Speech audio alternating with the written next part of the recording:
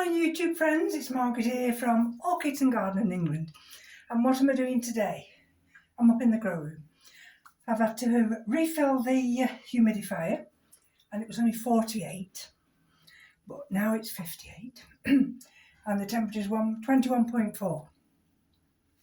And I've got all the little pots here in one of the troughs, and I've got another little bucket of water here, and that's to do the pH and then just insert these bigger clay pots I've got. But before I do that, I just thought, well, I had that appointment. Let me just, I don't know if you can see me properly. I had the appointment on Wednesday at the Christie, and very efficient timing. I mean, my appointment was 10:20 and 10 o'clock. We just ordered coffee. I was called in. Anyway, that was to do the preliminary. Height, weight, and then I had the ECG done there in this little room. And I'd only put a kilogram on since last October. So, and I've only lost half an inch in height. So that's good. Anyway, eventually one of the doctors came in, one of the team, and I won't go through everything, but you know, they say their names, and tall, handsome fella, and he got, I think it was like an assistant with him, or maybe it was a trainee, and he went through everything, and he went through the trial, but it's a very high bar that you have to be aware of. But there is this trial going on, and there's 3 arms to this trial. It's a stage 3. So that means that there's only, once it gets through the stage 3, then it goes to NICE to be authorised, I think. Anyway, so I was there and he was talking, and he was answering any queries. And I said to him I was more distressed at anything that they'd taken me off my osimertinib. And apparently you only come off osimertinib 7 days before you start chemotherapy. So, and because I don't know, I mean, I've not gone through the procedures yet to see whether I'm suitable for a trial. But with all the procedures that they've got to do, MRI scan on my brain, MRI scan on my chest and stomach, CT scan, and may have a CT lung biopsy. I mean, there's lots of procedures, and it can take up to 4 weeks. So I said, I was more upset that I just felt that I was being left vulnerable. I said, no, God forbid. I said, I've got this cancer, and one of the places it likes to go is your brain. So, and that's reality. Anyway, within maybe 20 minutes, half an hour, Professor Califano over the clinic came in, and he went through everything again, and he said to me, they shouldn't have taken you off osimertinib. And so what happened then is he contacted my doctor, my oncologist, Dr. Wolf, because I said, you can't, I can't, they won't prescribe it any other time but a Tuesday at Leighton Hospital, because I said there's nobody there to give authority. So he said, well, anyway, he went away. I had to have my bloods, And he came back and he says, I've spoken with Dr. Wolf and we've reinstated your osimertinib. And so within a quarter of an hour of getting home, I was round at Leighton Hospital because they'd phoned and said, you've got a prescription waiting. So I was absolutely thrilled to bits. And I started my osimertinib again. So, and I do believe I feel better. I certainly feel a lot better today. Now, whether that's psychological, I don't know. But I'm very, very lucky even to be considered for a trial, because this particular trial, you've got to be very fit. You've got to have every box ticked, and health-wise, you've got to tick every box because, like I say, it's a trial drug. So that's it. I wanted just to let you know. We're going to be back and forth, and in the meantime, it's only today that I've really bounced back again. And I thought, my poor orchids, they're very patient. On Tuesday I watered everything, and so I'm back now in the orchid room, and I've done one mixture today of fertilised water, and I'm going to do another. And I thought, now I don't know whether I'm going to be able to show you, and I don't want to click you off, but I do it here in front of this little window. So bear with me a minute. I have to have a cloth because otherwise I drip everywhere. So shall I just put you on hold a second? I'll get the camera angle right, and then I'll just move a few of these out of the way, and then you'll see what I'm doing. Right, hold on. Right, so this is the only angle I can get so you can see, because I'm using my phone. And I've just done the TDS, and now I don't know whether I'm holding this the right way, but that says 45. And this is rainwater, just collected not long ago. Now, I know my rainwater, as soon as I put the pH meter in, well, what I have to do first, I have to put enough fertiliser in, and I use RainMix. So just let's put some RainMix in. I can take this off now. Off. So that's the water. And I'm going to put some RainMix in. I've got a little bucket down here. I mean, you can't see that. But I'm going to sneeze. You know, sometimes you can tell you're going to sneeze. Anyway, let's just put some water, some fertiliser in. So this is the fertiliser I use. RainMix. And I keep that at the back of the shelf here. So I just use my little spatula, and you might see my... Hello! Well, that's good, isn't it? I can bend my head like this. Ooh, that's not good for my back though. Oh, oh dear. Oh, you know, sometimes you need... Never mind. Be serious, Margaret. Well, life can be too serious. It really can. And people say to me, you know, oh, you soon bounce back. Well, I don't see the point in life being miserable, you know, because laugh and the world laughs with you.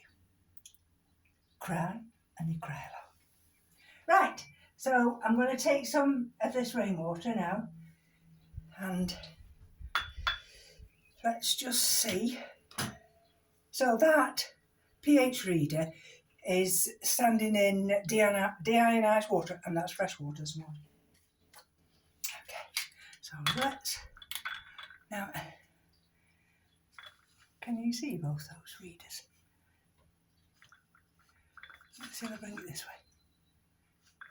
Without it. Right, let's switch that on now. Come on. Right, that's reading at 138. Now the mixture I did earlier, I think it was 167. So I'm fine. 139. That is 139. Okay, 139. So what I do now, I take it out, put it back on the heart, and I will put the pH reader in now. I've always got a cloth. I'm always cleaning it. And I put it now into the stock solution. Now, I know that this can go up as high as 9. And I usually know approximately how much pH down to use. But, so let's have a look. Now, see, it always starts off at about 7.20, but then it continues to rise, 7.44, and it can just take, because that's the one you're looking at now, it can just take quite a while. I know when it goes over 6.5 or 6.6, depends on what I'm doing in the grow room. I mean, if I'm putting things that I need to water, or I'm just generally doing something, then I will, it soon passes the time, and it's now 8.74, so I know at 8.74 how much of this pH down I've got to use, because the first batch went over 9, and I've got a little pipette here. And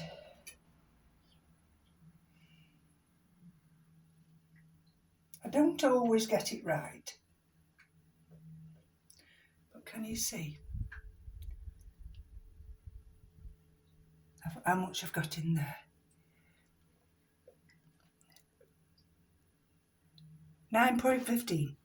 So this, the amount I'm putting in here now, I might just, because the one I did earlier,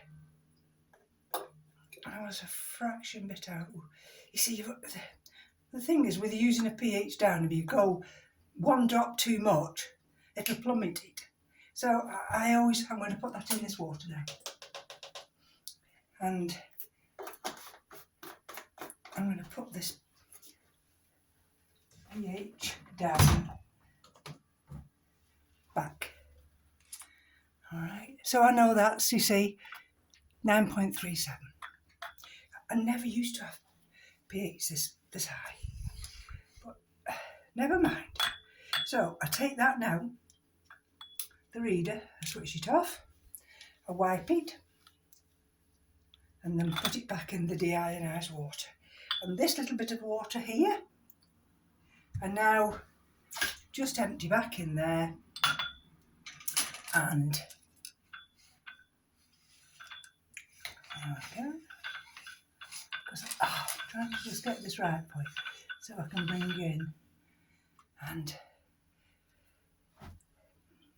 you'll be able to see the readers. Okay. I find it easier on this top because I'm not bending. Sometimes it's the bending. Right, here we go again.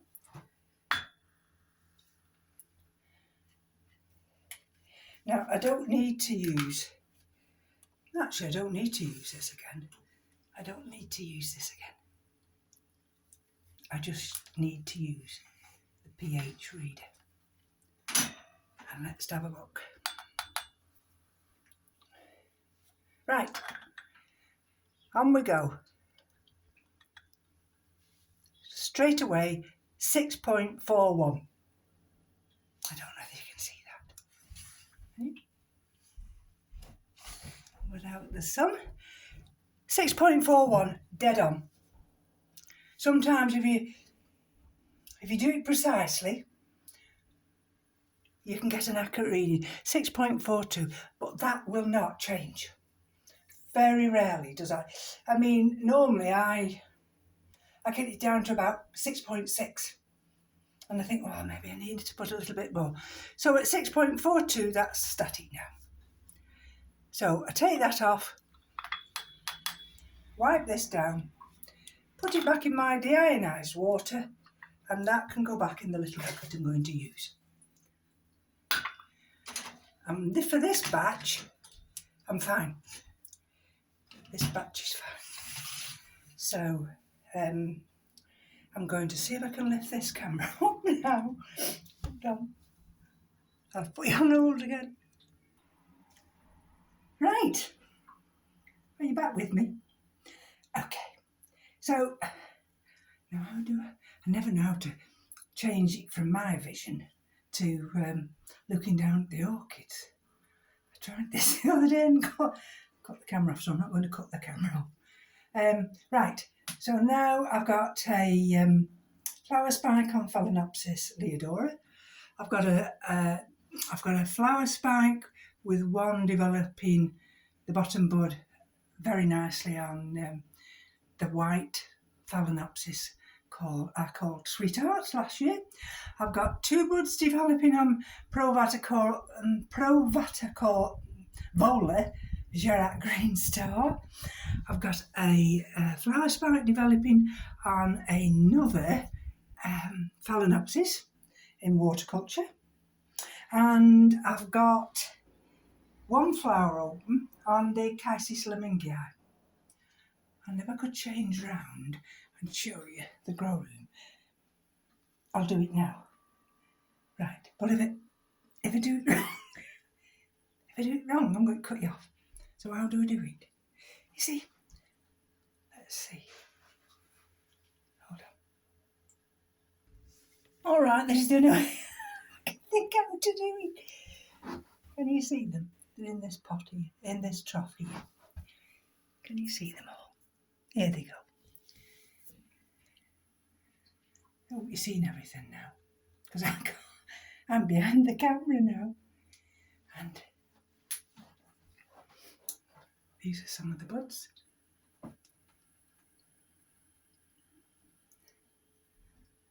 There's another bud, another one of the Phalaenopsis.